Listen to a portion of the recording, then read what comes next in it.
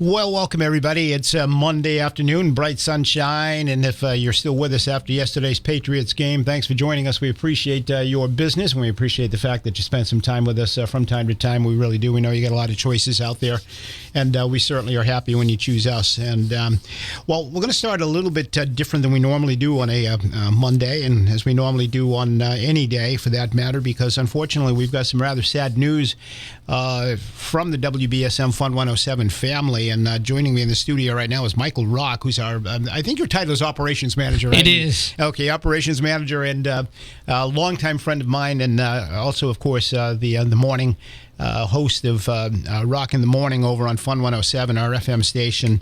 And Mike, we start the week with some bad news. We do. I mean, the not only has Fun 107 and WBSM lost a legend, but I think the city of New Bedford, the entire South Coast, JR was a legend, and it's so weird. I think that's the first time I've spoken about him in the past tense. Is definitely still sinking in with me. I am really I got to be honest. I'm just really completely numb since finding out the news this morning. For those just tuning in, J.R. Reitz, of course, was when I first started here back about 18 years ago. It was J.R. and Sharon in the morning over on Fun 107. Yeah. And that lasted for a long, long time until Sharon unfortunately passed away suddenly.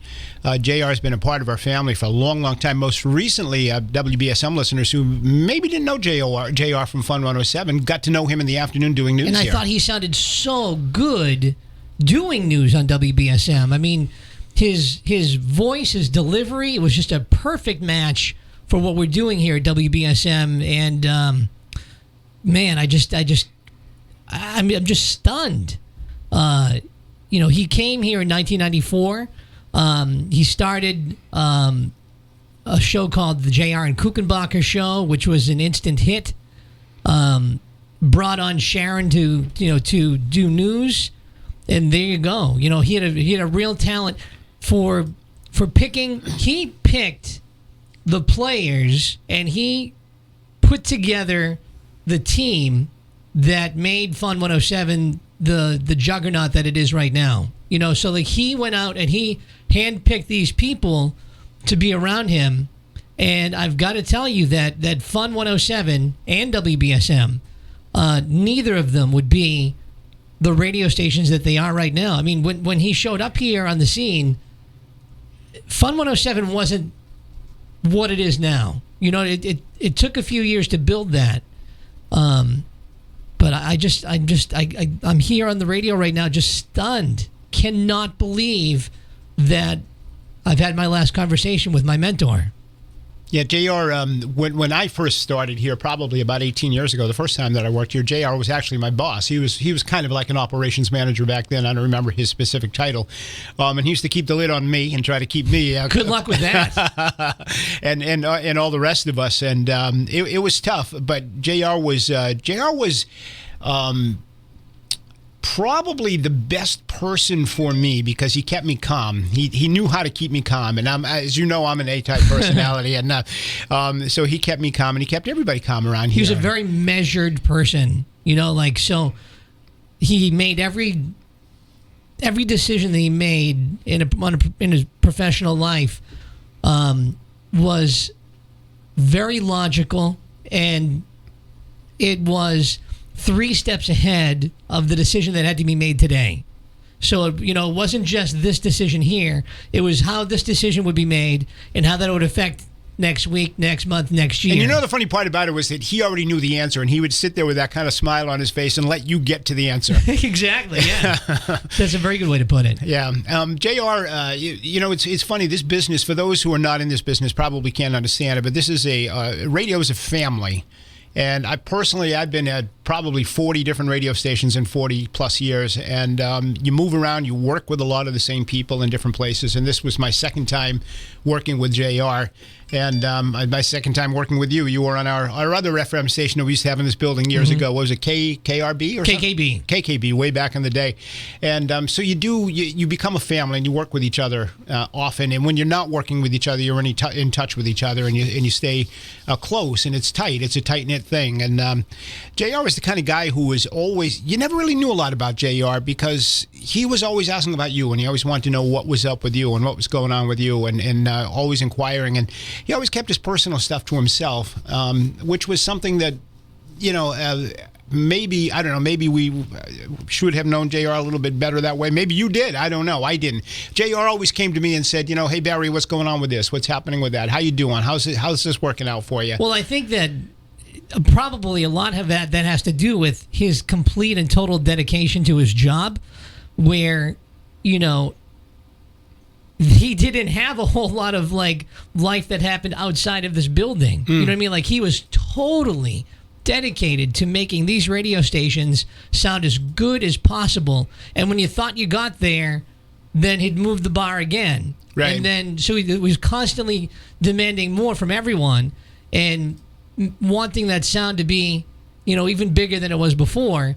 And, to do that, he put in a whole lot of hours here. So the fact that you say that, I think you did know the person. Right. You just, what he was everything that you saw here. I mean, he dumped everything into these radio stations.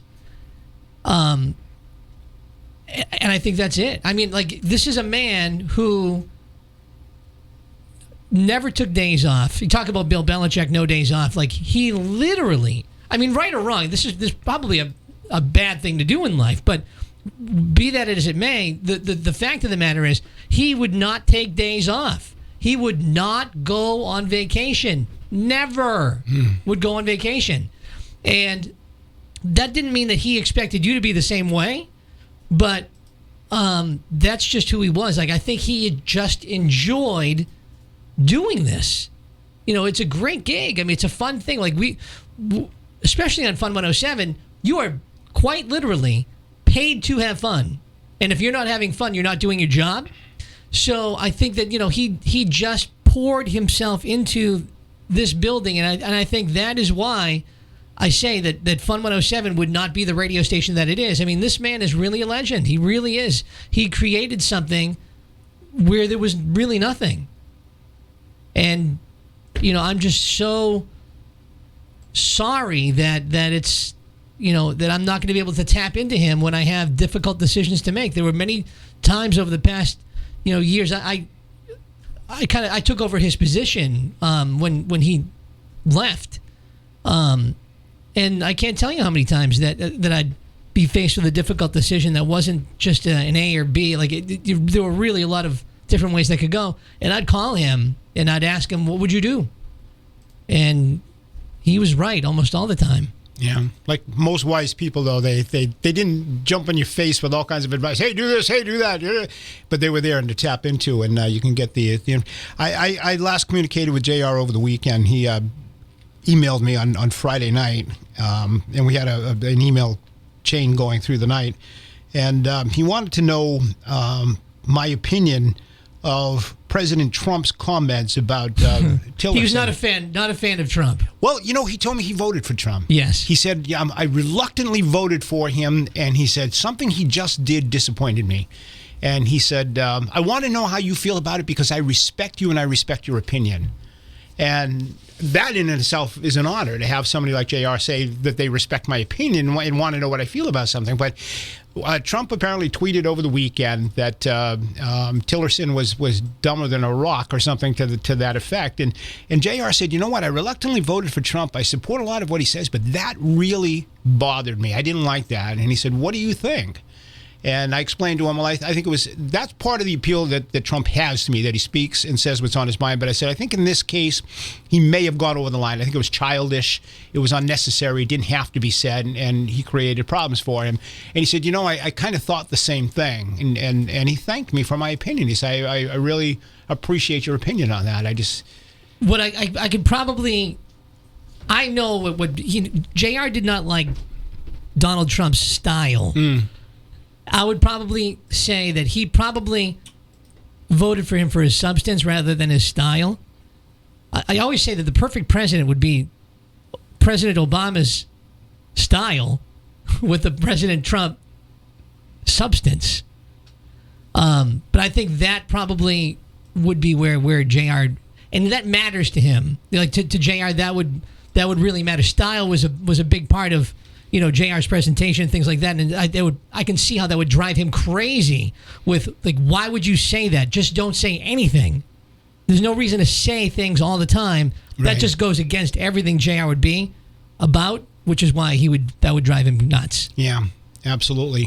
The last email I got from him was at 4:45 Saturday morning, and he just said, "Thank you, Barry," and that was it. That was the last. Up at 4:45 on a Saturday morning. On a Saturday morning. That's funny. And that was the last I heard from JR. Yeah. Can you stick for a minute and grab a call or two? Sure, I'd be happy to. With you. 508-996-0500. Good afternoon. You're on the air with Michael Rock and Barry. Go ahead. Michael Rock. Hey. Hi there. How you doing, Don? I just walked in the office. What's up with JR? JR was found dead this morning in his place. Heard of this. Yeah. I just talked with him on Friday or Saturday. We're all very shocked about it. I love that cat. He's a very classy guy that I learned a ton from. This is the first I've heard of this. Yeah, it was, it's. I'm so sorry. That cat was a good straight cat. We're processing it still. Oh, wow. I'm horrified. Wow. As we all are. Oh, what a loss. For sure. I mean, cat, if you think back to the Whaling City Festival, the original, Whaling City Festival, JR would put together these great shows with some big names. Yeah, I mean, he brought a lot of joy. JR brought a lot of joy to people here. I can't believe this. The last words I said to him was, "I want to meet you." Deb, you left a very lasting impression with JR. He talked about you all the time. It's Taylor Cormier in the newsroom. Stop that. Can she hear him? Yeah, I can hear him. I'm horrified by this. This is the first I've heard. We just found out this morning ourselves, Deb. I wanted to meet him. Oh, I'm so very sorry. Hey, Deb, thanks for checking in. Appreciate it. Give me a call later on. All right, 508-996-0500. You're on with Barry and Michael Rock. Go ahead. Hi, I'm just, I guess everybody's shocked, and I'm just calling to give my condolences. Well, thank you. We appreciate that. Sad. What's your favorite JR memory? When I think of JR, I think of JR and Sharon. Of course. The thing I heard was, oh my gosh, they're together again. Yeah. Oh, man. So ironic. Yeah. That's a great morning show happening up there tomorrow morning. Absolutely. In heaven. Yeah, if that can give you any comfort, That does. That actually really does. What's your name? Denise. Denise, that really actually made me feel better. Oh, I'm so glad. Thank you. Appreciate it, Denise. Bless Thanks you. a lot. By the way, we have uploaded Tim Weisberg and Taylor Cormier and others have been working on putting information up on the WBSM app. So if you'd like to learn some more, or that's a wonderful place to go and actually leave your thoughts. A lot of people are doing so already. If you go, if you haven't downloaded the WBSM app or the Fun 107 app, and you'd like to go there and you'd like to leave a tribute to JR, there's a wonderful picture of JR standing there with that smile on his face, with his arms crossed across his chest, and a lot of folks have already tagged on to it and offered some condolences in some messages. So if you'd like to do that, just go to the WBSM app or the Fun 107 app, and we'll read some of them throughout the afternoon and let folks know what people are thinking out there. But well, I don't know what more to say at this point, Michael. I guess we can inform people both through the apps and on the air as we get more information. And I can let you know, I had a conversation. I actually had to break the news to his brother, who lives in upstate New York. Talked to him a couple of times today, and I did emphasize to him that I think it's really important that no matter where they decide to, I don't know if they're going to cremate him or bury him or whatever, but whatever the plans are, we need to have a memorial service here for him because his home base is in central New York, upstate New York.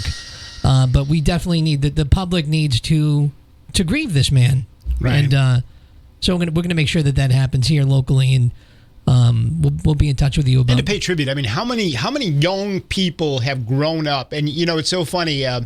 How many people are adults now that grew up listening to JR in the morning, JR and Sharon in the morning. No doubt about it. And it's funny because a lot of parents would have the radio station like we did when our kids are small. We'd have the station on in the morning while the kids are riding to school, bringing the kids to school and everything else. And we became fans. And of course, a lot of kids.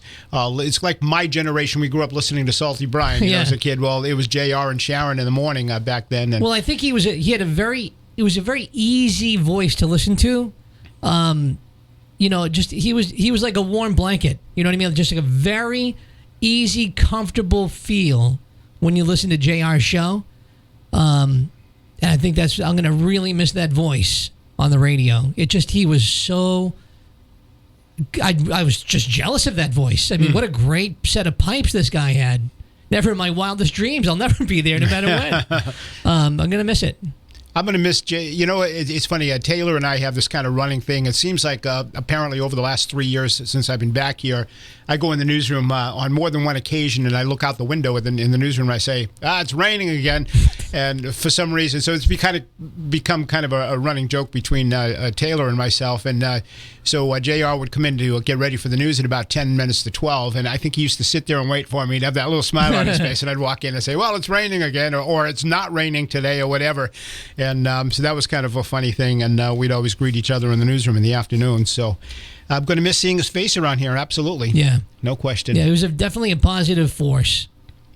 All right, Michael Rock, appreciate you. Thank you for coming in. Thank you, Barry, for giving him the time. I appreciate that. All right. Michael Rock, our operations manager, and, of course, Rock, the Michael Rock Show in the morning on Fun 107, along with Abby and all the crew, Gazelle and everybody. Certainly, we're all mourning the loss of radio is a family thing. And, once you work with somebody in radio, we can for sure say that a member of our family has passed away today. Let me take a break. We're going to come back and reset the deck. We'll come back and chat with you guys at 508-996-0500. Please stay with us. You're listening to 1420 WBSM New Bedford.